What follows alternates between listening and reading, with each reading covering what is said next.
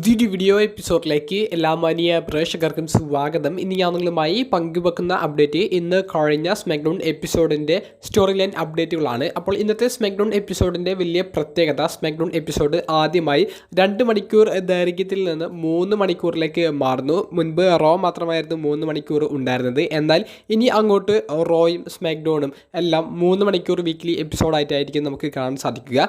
2025 ആദ്യ episode കിടിലമായിട്ടാണ് feel ചെയ്തത്. അതിൽ ആദ്യമായി പങ്കുവെക്കാനുള്ള ഒരു പോയിന്റ്, സ്മാക്ഡൗൺ എപ്പിസോഡിലൂടെ അടുത്ത എപ്പിസോഡിലേക്ക് കൺഫേം ചെയ്തിട്ടുള്ള മത്സരത്തെ സംബന്ധിച്ചാണ്. ഇതൊരു യുണൈറ്റഡ് സ്റ്റേറ്റ്സ് ചാമ്പ്യൻഷിപ്പ് മത്സരമാണ്. നിലവിലെ ചാമ്പ്യനായ ഷിൻസ്കെ നാക്കമോറ LA നൈറ്റിനെതിരെയാണ് ടൈറ്റിൽ ഡിഫെൻഡ് ചെയ്യുന്നത്. LA നൈറ്റിനെ പരാജയപ്പെടുത്തിയിട്ടാണ് Shinsuke Nakamura Survivor Series premium live ഇവൻറ്റിൽ ടൈറ്റിൽ വിജയിച്ചത്. അപ്പോൾ ഷിൻസ്കെ നാക്കമോറയ്ക്ക് എതിരെ LA നൈറ്റിന് ലഭിക്കുന്ന ഒരു റീമാച്ച് ആയിരുന്നു.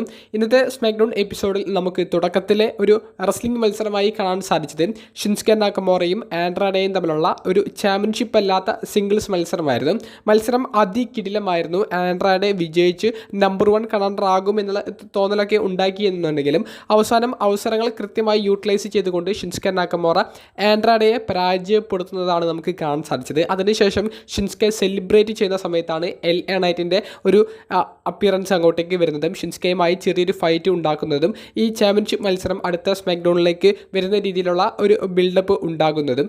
എന്തായാലും ഈ ഒരു ചാമ്പ്യൻഷിപ്പ് മത്സരം മാത്രമാണ് അടുത്ത സ്മാക്ഡൗൺ എപ്പിസോഡിലേക്ക് ഇപ്പോൾ ഒഫീഷ്യലി കൺഫേം ചെയ്തത്. രണ്ടാമത്തെ അപ്ഡേറ്റ്, സ്മാക്ഡൗൺ എപ്പിസോഡ് ആരംഭിക്കുന്ന സെഗ്മെൻറ്റിനെ സംബന്ധിച്ചാണ്. അൺഡിസ്പ്യൂട്ടഡ് WWE ചാമ്പ്യനായ കോഡി റോഡ്സിൻ്റെ സെഗ്മെൻറ്റോട് കൂടിയിട്ടാണ് നമുക്ക് സ്മാക്ഡൗൺ എപ്പിസോഡ് കുറിക്കുന്നതായി കാണാൻ സാധിച്ചത്. ആ കോഡിയുടെ സെഗ്മെൻറ്റിനെ ഇൻട്രപ്റ്റ് ചെയ്തുകൊണ്ട് നമ്മൾ ഒട്ടും പ്രതീക്ഷിക്കാത്ത ഒരു തരത്തിൻ്റെ വരവാണ് കാണാൻ സാധിച്ചത് ഡ്രൂ മാക്കൻഡയറിൻ്റെ വരവ് കണ്ടപ്പോൾ എല്ലാവരും പ്രതീക്ഷിച്ചത് കോഡി റോഡ്സ് റോമൻ റെയിൻസുമായിട്ടുള്ള ഒരു ടീം ആയതിന് ഡ്രൂ മാക്കൻഡയർ വന്നിട്ട് കുറച്ച് അഭിപ്രായങ്ങൾ പറഞ്ഞ് പിന്നീട് കോഡിയെ ആക്രമിക്കുമെന്നാണ്. എന്നാൽ മറിച്ച് Drew McIntyre Cody Rhodes Roman റെയിൻസിനെ പരാജയപ്പെടുത്തിയതിനെ സംബന്ധിച്ചും കമ്പനിക്ക് വേണ്ടിയിട്ട് ചെയ്ത ത്യാഗങ്ങളെ സംബന്ധിച്ചുമൊക്കെ സംസാരിച്ച് കോഡി റോഡ്സിനെ ഹഗ് ചെയ്ത് തുടങ്ങുന്നതൊക്കെയാണ് നമുക്ക് കാണാൻ സാധിച്ചത്. അപ്പോൾ കോഡിയെ ഹേർട്ട് ചെയ്യാനല്ല, ഹെൽപ്പ് ചെയ്യാനാണ് താൻ വന്നത് എന്നുള്ളത് ഡ്രൂ പറയുന്നുണ്ട്. പക്ഷേ ഡ്രൂവിനെ ഒട്ടും വിശ്വാസമില്ല എന്നുള്ളതും കോഡി തിരിച്ചു പറയുന്നു. നീ എനിക്കെതിരെ ആക്രമണം നടത്തിക്കൊണ്ട് ഒരു ചാമ്പ്യൻഷിപ്പ് ഷോട്ട് മേടിക്കാൻ വേണ്ടിയിട്ടാണ് വന്നത് എന്നുള്ളതും, നിനക്ക് ഇപ്പോൾ വേണമെങ്കിൽ ഈ ചാമ്പ്യൻഷിപ്പ് ഷോട്ട് ഞാൻ തരാം എന്നുള്ളതും കോഡി പറയുന്നുണ്ട്. അപ്പോൾ ഡ്രൂ പറയുന്നുണ്ട്, നീ എന്നെ മിസ്അണ്ടർസ്റ്റാൻഡ് ചെയ്തിട്ടുള്ളതാണ്, നിനക്ക് ഇപ്പോഴും കാര്യങ്ങൾ മനസ്സിലായിട്ടില്ല എന്നൊക്കെ പറഞ്ഞ് റിങ് വിട്ട് ഇറങ്ങുന്നു. എന്നിട്ട് പറയുന്നുണ്ട്, കോഡി നീ എപ്പോഴും നിന്നെ ശ്രദ്ധിക്കണം എന്നുള്ളത്.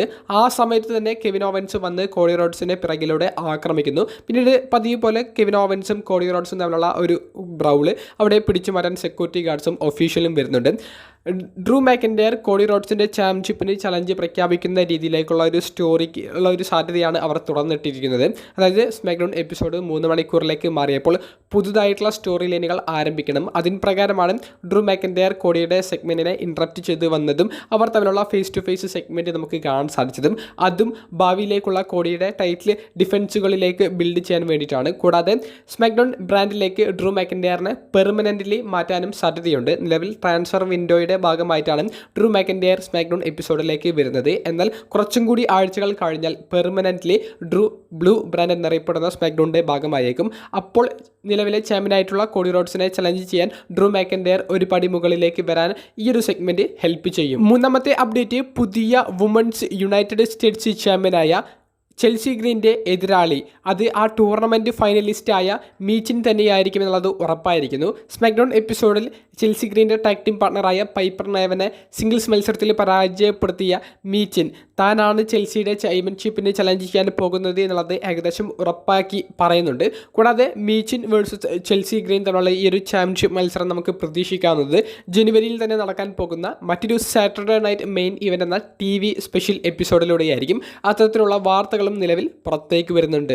ഇന്നത്തെ സ്മാക്ഡൗൺ എപ്പിസോഡിൽ 2 ചാമ്പ്യൻഷിപ്പ് മത്സരങ്ങളാണ് നമുക്ക് കാണാൻ സാധിച്ചത്. അതിൽ ആദ്യത്തേത് വലിയ രീതിയിൽ പ്രൊമോഷനൊന്നും കൊടുക്കാതെ കൊണ്ടുവന്ന ടാഗ് ടീം ചാമ്പ്യൻഷിപ്പ് മത്സരമായിരുന്നു. നിലവിലെ ചാമ്പ്യന്മാരായ DIY, മുൻ ടാഗ് ടീം ചാമ്പ്യന്മാരായ മോട്ടോർ സിറ്റി മെഷീൻ ഗൺസിനെതിരെയാണ് ടൈറ്റിൽ ഡിഫെൻഡ് ചെയ്തത്. പതിവ് പോലെ കിടിലമായിട്ട് മത്സരം മുന്നോട്ട് പോകുമ്പോൾ പ്രതീക്ഷിക്കാതെ ഓൾറെഡി ഒരു ബാക്ക് സ്റ്റേജ് ഫൈറ്റിലൂടെ ഇവരുടെ സ്റ്റോറി ഇങ്ങനെ വന്ന് നിൽക്കുന്നുണ്ട് ഇന്നത്തെ സ്മാക്ഡൗണിൽ തന്നെ.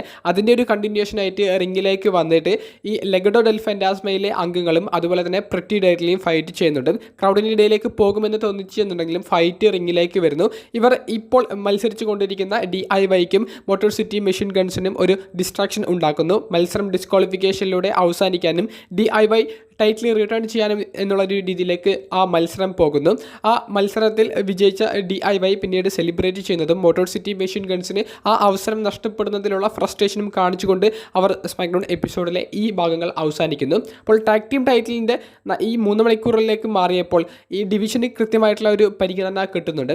കൂടുതൽ ടീമുകൾ ഇനി ചാമ്പ്യൻഷിപ്പിനെ ചലഞ്ച് ചെയ്യാനും കൂടുതൽ മൾട്ടി ടീമുകളെ ഉൾപ്പെടുത്തിക്കൊണ്ടുള്ള മത്സരങ്ങൾ വരാനുമുള്ള സാധ്യതകളാണ് ഇന്നത്തെ സ്മാക്ഡൗണിലൂടെ അവർ കാണിച്ചു തന്നിരിക്കുന്നത്. ടാഗ് ടീം ഡിവിഷൻ്റെ കൂട്ടയടി നമുക്ക് ഇന്നത്തെ സ്മാക്ഡൗണിൽ കാണാൻ സാധിച്ചു. അതുപോലെ തന്നെ സ്മാക്ഡൗൺ എപ്പിസോഡ് ഏറ്റവും കൂടുതൽ ചർച്ചയാക്കപ്പെട്ട ഒരു പോയിന്റ് വുമൺസ് ചാമ്പ്യൻഷിപ്പ് മത്സരത്തെ സംബന്ധിച്ചാണ്. യഥാർത്ഥത്തിൽ നയ ജാക്സ് നയോമിക്കെതിരെയാണ് ടൈറ്റിൽ ഡിഫെൻഡ് ചെയ്തത്.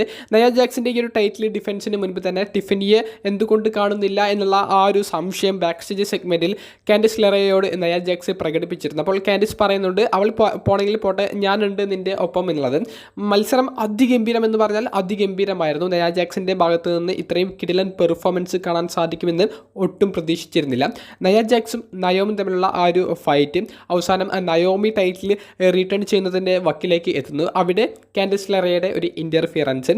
അപ്പോൾ ബിയാങ്ക ബെലേർ നയോമിയുടെ ഒപ്പം മത്സരത്തിൽ ഉണ്ടായിരുന്നു. ബിയാങ്ക ബെലേർ തിരിച്ചടിക്കുന്നു. ഈ അവസരത്തിലാണ് ടിഫനിയുടെ ആ ഒരു മ്യൂസിക് പ്ലേ ആകുന്നതും ടിഫനി ആ ക്യാഷിന് വേണ്ടിയിട്ടുള്ള ശ്രമങ്ങൾ നടത്താൻ വേണ്ടിയിട്ട് മണി ഇൻ ദ ബാങ്ക് ബ്രീഫ് കേഴ്സുമായിട്ട് റഫറിയുമായിട്ട് വരുന്നത്. പക്ഷേ ടിഫനി ആദ്യ ശ്രമം അങ്ങനെ നടത്തുന്നില്ല. റഫറിയെ തള്ളി മാറ്റിക്കൊണ്ട് നയ ജാക്സിന് ടൈറ്റിൽ റിട്ടേൺ ചെയ്യാനുള്ള ഒരു അവസരം ഉണ്ടാക്കി കൊടുക്കുന്നു. നയ ജാക്സ് ടൈറ്റിൽ റിട്ടേൺ ചെയ്യുന്നു. ടിഫനി നയ ജാക്സിനെ സപ്പോർട്ട് ചെയ്യുന്ന രീതിയിലേക്കുള്ള ഒരു ക്യാരക്ടർ അവിടെ കാണിക്കുന്നുണ്ട്. എന്നാൽ സെലിബ്രേറ്റ് ചെയ്യുന്ന നയ ജാക്സിൻ്റെ പിറകിലൂടെ ടിഫനി ആക്രമിക്കുന്നു. ഈ അവസരത്തിൽ ബിയാങ്ക ബെലേർ നയ ജാക്സിനെ ഫിനിഷർ ഇട്ട് ആക്രമിക്കുന്നു. ബിയാങ്ക ബെലേറിനെയും കാൻഡിസ് ലെറയെയും ടിഫനി സ്ട്രൈറ്റൻ ആക്രമിക്കുന്നു. ഈ അവസരത്തിലാണ് ടിഫനി ആ Money in the Bank briefcase cash in ചെയ്യുന്നത്. കാരണം താൻ ക്യാഷിൻ ചെയ്തതിന് ശേഷം തന്നെ തടയാൻ ഒരാളും അവിടെ ഉണ്ടാകരുത്, ആരും ഹെൽത്തിയായി നിൽക്കരുത്. അതുകൊണ്ടാണ് ബിയാങ്ക ബെലേറിനെ വരെ ആക്രമിച്ചുകൊണ്ട് ടിഫനി ക്യാഷിൻ നടത്തുന്നത്. ക്രൗഡിൻ്റെ ഭാഗത്തു നിന്ന് ഭയങ്കര സപ്പോർട്ട് ടിഫനിക്ക് കിട്ടിയിട്ടുണ്ടായിരുന്നു. ടിഫനി സക്സസ്ഫുള്ളായി ആ Money in the Bank briefcase cash in ചെയ്യുന്നു. താരം പുതിയ വുമൻസ് ചാമ്പ്യൻ ആകുന്നതാണ് നമുക്ക് സ്മാക്ഡൗൺ എപ്പിസോഡിലൂടെ കാണാൻ സാധിച്ചിരിക്കുന്നത്. ടിഫനി ടൈം ആരംഭിച്ചിരിക്കുന്നു. ഇന്നത്തെ സ്മാക്ഡൗൺ എപ്പിസോഡിലെ ഏറ്റവും വലിയൊരു സ്റ്റോറി ലൈൻ അപ്ഡേഷൻ ബ്ലഡ് ലൈൻ്റെ ഇനി വരാൻ പോകുന്ന ട്രൈബൽ കോമ്പാക്റ്റ് മത്സരത്തെ സംബന്ധിച്ചാണ്. നമ്മൾ എല്ലാവരും ഈ മത്സര പ്രഡിക്ഷനായി പങ്കുവെക്കുന്നത് റോമൻ റീൻസ് ട്രൈബൽ കോമ്പാക്റ്റ് മത്സരത്തിൽ വിജയിച്ച് OTC original tribal chief only tribal ചീഫായി മാറും എന്നുള്ളതാണ്. അതിന് വലിയ തടസ്സം നിൽക്കുന്ന ഒരു സ്റ്റിപ്പുലേഷൻ കൂടി മത്സരത്തിന് സോളോ സിക്കോവ ഇന്നത്തെ സ്മാക്ഡൗണിലൂടെ ഒരു അഡീഷണൽ ആയിട്ടുള്ള ഒരു ഓപ്ഷൻ കൊടുത്തിരിക്കുന്നു. അതായത് ഇന്നത്തെ സ്മാക്ഡൗൺ എപ്പിസോഡിൽ വൈസ്മാനായ പോൾ ഹേമൻ്റെ സെഗ്മെൻറ്റാണ് നമുക്ക് കാണാൻ സാധിച്ചത്. പോൾ ഹേമന് വന്നിട്ട് സോളോ സിക്കോവയ്ക്ക് റോമൻ റെയിൻസിൻ്റെ ആ ഒരു സമയം കഴിഞ്ഞാൽ ട്രൈബൽ ചീഫ് പൊസിഷൻ കൊടുക്കാൻ തയ്യാറായിരുന്നു എന്നുള്ള ആ ഞെട്ടിക്കുന്ന വെളിപ്പെടുത്തൽ പങ്കുവെക്കുന്നുണ്ട്. എന്നാൽ റസൽമീനിയ 40 റോമൻ റെയിൻസ് പരാജയപ്പെട്ടത് അതൊരു അവസരമാക്കി എടുത്തുകൊണ്ട് സോളോ സിക്കോവ ആ ഉലാഫാല കട്ടെടുക്കുകയും പിന്നീട് ട്രൈബൽ ചീഫ് പൊസിഷനിലേക്ക് സ്വയം അങ്ങനെ കയറി വരികയും ചെയ്തു. അത് റോമൻ റെയിൻസിന് ഇഷ്ടപ്പെട്ടില്ല. യഥാർത്ഥ ട്രൈബൽ ചീഫ് അത് റോമൻ റെയിൻസ് മാത്രമാണെന്ന് പറഞ്ഞറിങ്ങി വിട്ടു പോകുന്ന സമയത്താണ് സോളോ സിക്കോവ റിങ്ങിലേക്ക് വരുന്നത്. സോളോ സിക്കോവ റിങ്ങിലേക്ക് വന്നിട്ട് സോളോ സിക്കോവ പറയുന്നുണ്ട് ഈ യഥാർത്ഥ ട്രൈബൽ ചീഫ് എന്നൊക്കെ പറയുന്നത് റോമൻ റെയിൻസിനെ ആണെങ്കിലും ട്രൈബൽ കോമ്പാക്റ്റ് മത്സരത്തിൽ വിജയിക്കാൻ പോകുന്നത് താനാണ്. താൻ വിജയിക്കുകയാണെങ്കിൽ തൻ്റെ കഴുത്തിലേക്ക് ഈ ഉലാഫാല നീ പോൾ ഹേമിന് ഇട്ട് തരണം. ഇനി റോമൻ റെയിൻസ് ആണ് വിജയിക്കുന്നത് എന്നുണ്ടെങ്കിൽ നീ റോമൻ റെയിൻസിൻ്റെ കൂടെ പോയിക്കോ, ഉലാഫാല അവൻ്റെ കഴുത്തിലേക്ക് ഇട്ടോ, ഞാൻ എന്നിട്ട് റോമൻ റെയിൻസിനെ ട്രൈബൽ ചീഫായിട്ട് അംഗീകരിക്കാം. ഞാനാണ് വിജയിക്കുന്നത് എന്നുണ്ടെങ്കിൽ ഇനി പെർമനൻ്റ്ലി പൂർണ്ണമായിട്ടും മൊത്തത്തിലും റോമൻ റെയിൻസിന് പോലും മറ്റൊരു ചോയ്സ് ഇല്ലാത്ത രീതിയിൽ നീ തൻ്റെ വൈസ്മാനായിട്ട് നിൽക്കണം എന്നുള്ളതും പോൾ ഹേമിൻ്റെ മുഖത്ത് നോക്കി സോളോ പറയുന്നുണ്ട്. അപ്പോൾ പോൾ ഹേമിൻ്റെ റോള് എന്തായാലും ട്രൈബൽ കോമ്പാക്റ്റ് മത്സരത്തിൽ വലിയൊരു റോള് തന്നെ ആയിരിക്കും. അതായത് റോമൻ റെയിൻസിനെ ചതിക്കാനും സോളോ സിക്കോവയുടെ കൂടെ നിൽക്കാനും റോമൻ സോളോയെ പരാജയപ്പെടുത്തുന്ന രീതിയിലേക്ക് പോകാനും അതിനുശേഷമുള്ള പോൾ ഹേമിൻ്റെ ആ ഒരു സെഗ്മെൻറ്റുകൾക്കും വലിയ പ്രാധാന്യം ഉണ്ടായിരിക്കും. അപ്പോൾ ട്രൈബൽ കോമ്പാക്റ്റ് മത്സരത്തിൽ റോമനും സോളോയ്ക്കും മാത്രമല്ല പ്രാധാന്യം, പോൾ ഹേമിനും വലിയ പ്രാധാന്യമുള്ള സെഗ്മെൻറ്റുകൾ കാണാൻ സാധിച്ചേക്കും. കിടിലമായിട്ടുള്ള ഒരു സ്മാക്ഡൗൺ എപ്പിസോഡായിരുന്നു. നിങ്ങളുടെ അഭിപ്രായം കമൻറ്റ് ബോക്സിൽ ഒന്ന് രേഖപ്പെടുത്തുക. അപ്പോൾ അടുത്തൊരു വീഡിയോയുമായി കാണുന്നത് വരെ ബൈ.